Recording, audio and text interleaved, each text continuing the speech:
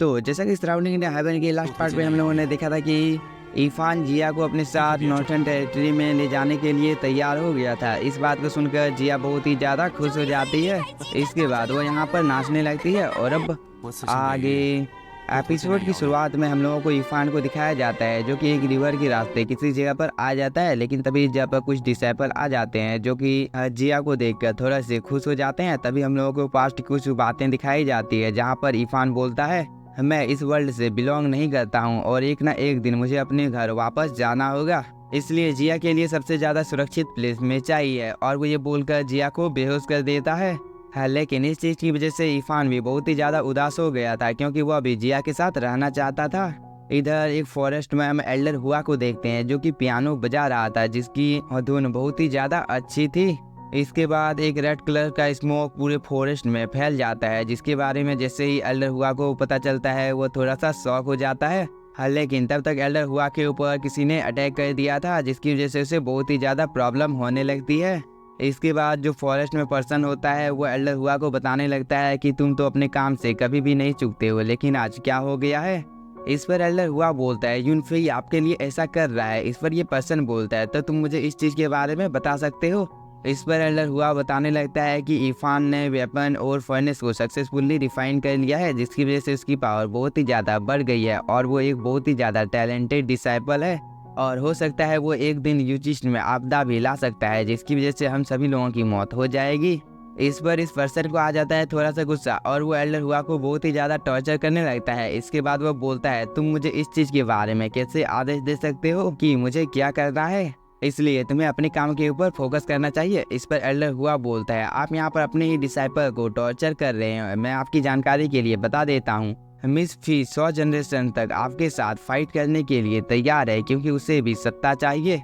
इस पर यह पर्सन एल्डर हुआ को बोलता है तो तुम अपने काम को बखूबी जानते हो कि तुम्हें क्या करना है और अगर तुमने ऐसा नहीं किया तो इस चीज़ के अंजाम के बारे में अभी तुम्हें पता है। इसके बाद ये पर्सन इस जगह से चला जाता है जिसकी वजह से एल्डर हुआ के जान में जान आती है क्योंकि एल्डर हुआ की हालत बहुत ही ज़्यादा खराब हो गई थी। इसके बाद हम लोगों को एक सिटी का सीन दिखाया जाता है जहां पर एक आदमी सभी को बता रहा था कि इस आदमी ने बहुत सारे लोगों को मारा है और जो कोई भी उसे पकड़कर जान से मार डालेगा इसे 1000 गोल्डन युआन इनाम के रूप में दिए जाएंगे क्योंकि उसने बहुत सारे लोगों को जान से मार दिया है। और इस पोस्टर में जो चेहरा होता है वो और किसी का नहीं इरफान का होता है जिसके बारे में ये कल्टीवेटर बताने लगता है कि इरफान नाम के इस आदमी ने क्यूआई फैमिली के बहुत सारे ग्रेट एल्डर को जान से मार दिया है, इसलिए इसके ऊपर इतना बड़ा इनाम रखा गया है। और एक इम्पोर्टेंट बात मैं आप सभी लोगों को बता देता हूँ कि ये आदमी बहुत ही ज़्यादा खतरनाक है, इसलिए अगर कोई इसे देखता है तो जितनी जल्दी हो सके वह जियाओ याओ मैन में इस चीज़ की सूचना दे क्योंकि इसकी वजह से उसे जान से मारा जा सकता है और तुम्हें 1000 स्वर्ण मुद्राएं प्राप्त हो सकती है। इसके बाद हम लोगों को कुछ कल्टीवेटर को दिखाया जाता है जो कि आपस में फाइट कर रहे थे, लेकिन ये कमजोर कल्टीवेटर इन दोनों को बताने लगता है कि मेरी पत्नी प्रेग्नेंट है और वो कुछ ही दिनों में बच्चे को जन्म देने वाली है, इसलिए कृपया कर तुम उसे छोड़ दो। इस पर ये बुरा कल्टीवेटर बताने लगता है कि तुम्हारी पत्नी बच्चे को जन्म देने वाली है तो क्या हुआ, उसके मर जाने के बाद तुम दूसरी शादी भी तो कर सकते हो, है ना। इसके बाद वह इस कल्टीवेटर को एक पंच मार देता है जिसकी वजह से वह दूर जाकर गिरता है। इस चीज को देखकर एक आदमी बोलता है इस जेड गेट की कीमत हमेशा क्यों बढ़ती रहती है। इस पर एक लेडी भी इस आदमी का साथ देते हुए बोलती है कि पिछले महीने मैंने भी सोने और चांदी का यूज किया था, लेकिन अब हम लोगों को रॉ स्टोन का यूज करना होगा। और ये सभी कुछ देर तक आपस में ये सब बातें करते ही रहते हैं, लेकिन इन सब के बीच में इरफान होता है जो कि इन सब की बातों को बहुत ही ध्यान के साथ सुन रहा था। इसके बाद ये सभी लोग इस जिया से चले जाते हैं, लेकिन इरफान बहुत ही ज़्यादा उदास हो जाता है क्योंकि उसे अभी भी जिया की याद आ रही थी। इस चीज़ को देखकर एक आदमी बोलता है हर लिटिल ब्रदर तुम बहुत ही ज़्यादा उदास लग रहे हो, क्या तुम्हारे पास पैसे की कमी है। इस पर इरफान बोलता है हाँ। इस बात को सुनकर ये ओल्ड आदमी थोड़ा सा खुश हो जाता है और वो अपने स्टोर के बारे में बताने लगता है कि इस जिया पर बहुत सारे रेयर ट्रेजर हैं और अगर तुम्हारे पास सेन कियांगो लेवल का कोई मैजिकल वेपन है तो इसके बदले में मैं तुम्हें यहाँ पर 2 युआन स्टोन दे सकता हूँ जिसकी पावर बहुत ही ज़्यादा है। इस बात को सुनकर इरफान थोड़ा सा शॉक हो जाता है और वो बोलता है क्या तुम एक डॉक्टर नहीं हो। इस पर ये ओल्ड आदमी इरफान को बताने लगता है कि तुम्हें शायद से कोई गलतफहमी हो गई है क्योंकि ये एक 1000 वर्ड है और ये बोलकर इस बैनर को पलटा देता है जिसे देखकर इरफान भी थोड़ा सा शॉक होता है। इसके बाद ये ओल्ड आदमी इरफान को बताने लगता है कि तुम अपनी पावर का यूज कर सकते हो। इसके बाद वह उसे लेकर इस सीक्रेट जगह में आ जाता है और उसे बताने लगता है कि तुम्हें देखने से ही मुझे पता चल गया है कि तुम इस सिटी से बिलोंग नहीं करते हो।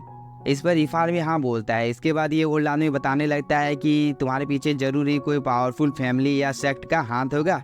इस पर इरफान बोलता है मेरे पीछे किसी भी पावरफुल फैमिली या सेक्ट का हाथ नहीं है और मैं किसी भी सेक्ट से बिलोंग नहीं करता हूँ। इस बात को सुनकर ये ओल्ड आदमी मन ही मन में बहुत ही ज़्यादा खुश हो जाता है और वो एक सीक्रेट डोर को ओपन कर देता है।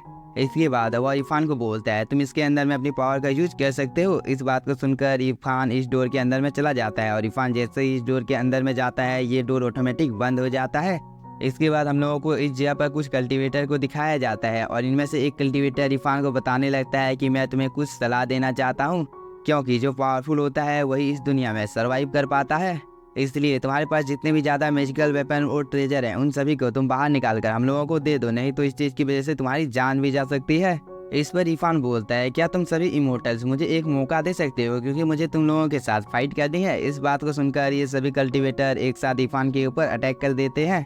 इधर हम इस ओल्ड आदमी को देखते हैं जो कि अंदर में क्या हो रहा है इन सब बातों को सुनने की कोशिश कर रहा था, लेकिन तभी इरफान इन सभी कल्टीवेटर को मारकर बाहर आ जाता है, जिसकी वजह से जो गेट होता है वह सीधे इस ओल्ड आदमी के ऊपर गिर जाता है और इरफान ने फाइनली युवान स्टोन को हासिल कर लिया था। इसके बाद हम लोगों को कुछ देर बाद का टाइम दिखाया जाता है जहाँ पर इरफान एक रेस्टोरेंट में आ गया था और वो इस युवान स्टोन को इस मैनेजर को दे देता है। लेकिन ये मैनेजर जैसे ही इरफान कुछ आगे जाता है उसे रुकने के लिए बोलता है और उसके मास्क को उतार देता है। लेकिन इरफान का चेहरा इस पोस्टर के साथ मैच नहीं होता है, जिसकी वजह से यह मैनेजर उसे आगे जाने के लिए बोल देता है। इसके बाद हम लोगों को एक बहुत ही ज़्यादा लंबे लाइन को दिखाया जाता है जहाँ पर कुछ लोग आपस में बात कर रहे थे कि लग रहा है किलर की तलाश हो रही है, क्योंकि हाल ही में किसी ने क्यूआई फैमिली के बहुत सारे पावरफुल एल्डर को जान से मार दिया है। तभी हम लोगों को एक कल्टीवेटर को दिखाया जाता है जिसे इरफान के ऊपर शक हो गया था, इसलिए वो इरफान के पास चला जाता है और वो इरफान को जैसे ही देखता है उसे पता चल जाता है कि वही ये किलर है जिसे क्यूआई फैमिली इतने दिनों से ढूंढ रही है। इस बात को सुनने के बाद बहुत सारे कल्टीवेटर इरफान को चारों तरफ से घेर लेते हैं, लेकिन इरफान इन लोगों को समझाने लगता है कि शायद से तुम लोगों को कोई गलतफहमी हो गई है। इस पर ये कल्टीवेटर बोलता है तुमने यहाँ पर अपना भेष बदला है तो तुम्हें क्या लगता है कि तुम्हें कोई पहचान नहीं पाएगा, और वो ये बोलकर इरफान के ऊपर अटैक कर देता है। लेकिन इरफान बहुत ही आसानी के साथ में इन सभी कल्टीवेटर को मारने लगता है क्योंकि इन लोगों की पावर उतनी ज़्यादा नहीं थी। इसके बाद इरफान यहाँ पर बहुत सारे कल्टीवेटर को मार देता है और वो अपने रियल गेटअप में भी आ गया था, क्योंकि उसने अपने टोपी को उतार दिया था जो कि सीधे जाकर इस टेलीपोर्टेशन अरे के पास लगती है, जिसकी वजह से यह टेलीपोर्टेशन अरे एक्टिवेट हो जाता है।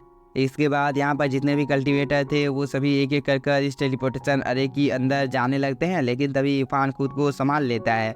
लेकिन एक दूसरा कल्टीवेटर इरफान को पकड़ने की कोशिश करता है, जिसकी वजह से इरफान भी इस टेलीपोर्टेशन अरे के अंदर में चला जाता है। लेकिन इसी के साथ हम लोगों का ये एपिसोड हो जाता है खत्म। तो अगर आप लोगों को वीडियो पसंद आया होगा तो चैनल को सब्सक्राइब कीजिए और वीडियो को लाइक, और अगर आप लोगों ने अब तक इसके पिछले पार्ट को नहीं देखा है तो जाकर उसे भी देख लीजिएगा। Thank you for watching.